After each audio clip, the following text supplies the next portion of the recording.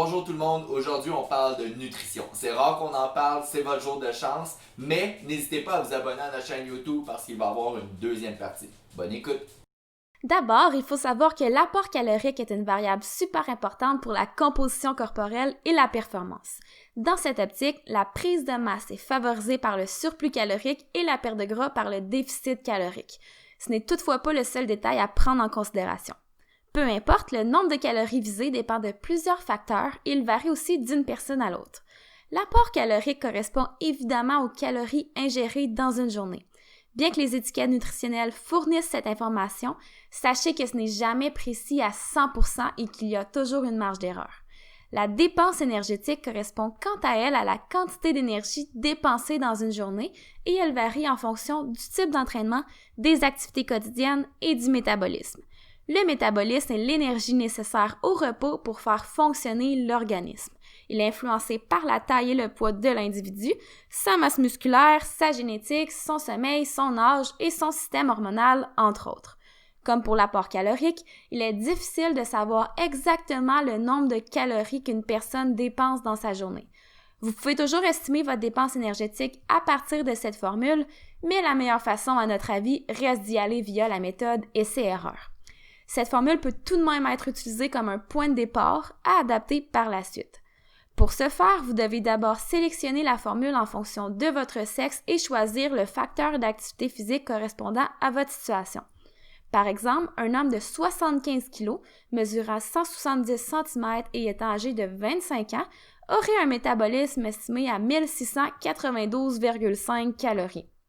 Pour connaître la dépense énergétique totale, il suffit de multiplier la réponse obtenue au facteur d'activité physique. Dans ce cas-ci, admettant que le facteur sélectionné est de 1,55, la dépense totale serait estimée à 2623 calories. Pour une perte de gras, l'apport énergétique devrait donc être légèrement inférieur à ce nombre et pour une prise de masse, il devrait être légèrement supérieur.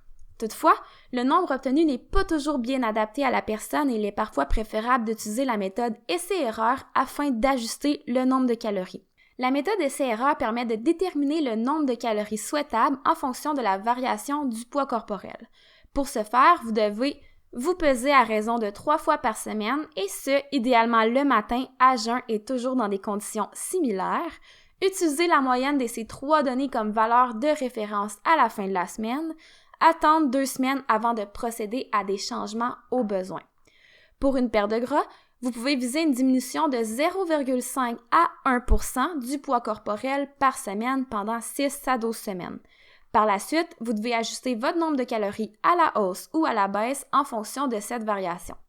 Par exemple, si votre poids initial est de 75 kg et que vous vous retrouvez avec une moyenne de 73,5 kg à la fin de la semaine, la variation serait de 2%.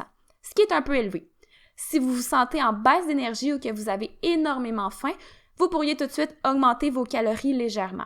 Sinon, vous pourriez attendre à la 2e semaine avant de procéder à un changement.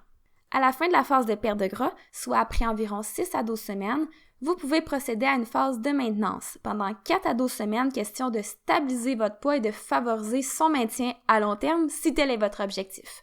On parle de maintenance lorsque la variation du poids ne dépasse pas plus ou moins 1,25%.